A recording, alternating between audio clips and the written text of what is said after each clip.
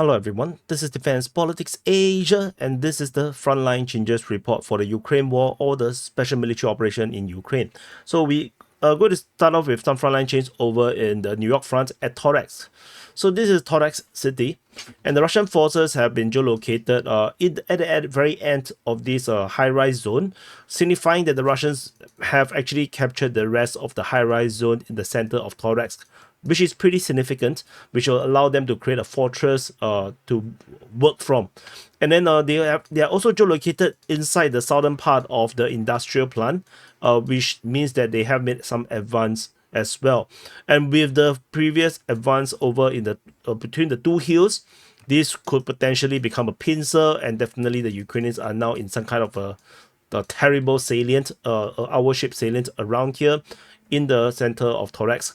And I forgot to turn off this one. I just want to show you, there are some frontline changes with the areas. We'll calculate the total later at the end of this video. So hopefully that will scam you into staying until the end of the video. Are you please get scammed by me, please. And over in the next frontline change is over at Novodemitrivka. Over at the Pokrovsk front, the Russian forces have fully captured Novodemitrivka, with the latest frontline change from the Ukrainian mapping confirming that the Russians have captured the rest of Novodemitrivka and entered into Zoria. So this is also the first report of Russian forces entering Zoria. So yeah, this is ongoing, but definitely the capture of Novodemitrivka has been a long time coming, because this salient is just impossible to be held. So that's all from Novodemitrivka. We go into the Kurakhove front. At this front, there is two major frontline change. One, I've mentioned in the situation report, where the Russians have expanded their control around Stary Terny. And this basically means that the Russian forces have fully captured Stary Terny. So Russian forces captured Stary Terny. I forgot to add this. So let's save this first. I give it the red flag, and I need to copy the link over here. This is mapped by the Ukrainian mapping. So that is the full capture of Stary Terny. Definitely this is going to be a very, very problematic tactical change or strategic change of the front line. The other front line change by the Ukrainian mapping was the expansion of the control over in the northern part of Kurakhove, and that also includes a bit of the breach in the south of Illinka, and also the full capture of the entire railway bridge or railway causeway across the northern part of Kurakhove, across the Kurakhivsky reservoir. So that's the frontline change in the Kurakhove sector. And then we go down to the Uspenivka front. At the Uspenivka front in the south, first thing first, of course, you can see this massive obliques that basically strikes down like a Oreshnik, into the northern part of Uspenivka. The Ukrainian mapping have acknowledged this geolocation, and they have mapped it in a pretty casual way. And it's interesting, at least, that they actually map it exactly the same as how DPA has first mapped it yesterday. This was reported in the situation report. If you haven't watched a situation report, you can actually check it out. Especially if you've never watched it before, check out in the DPA War channel. So it's a different channel. Just type DPA War in YouTube, you'll find it. And the Russians basically entered into Uspenivka, starting the Battle of Uspenivka.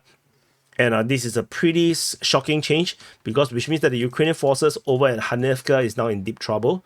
Their escape route might actually be closed soon, which will force them to go down to Zeleny High and go one big round north of Trudove and cross Uspenivka Bridge, which the Russians are already very close at Trudove. I suspect that this crossing may not be usable anymore, which means huge number of Ukrainian forces may be encircled at this moment. And then we go to Romanivka. So in this area here, Ukrainian mapping have acknowledged, because I did say that when I saw this this geolocation, I did map this in a very conservative manner, despite the Russian Defense Ministry claimed the capture of Romanivka. And I left this salient here, although I did say that this is going to be very complicated for the Ukrainians to hold. And indeed, the Ukrainian mapping have shown that it is unholdable, as they have considered the entire northern part east of Romanivka fully captured by the Russian forces.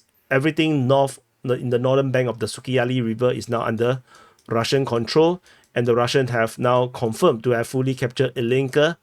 And this is full capture of Illinka.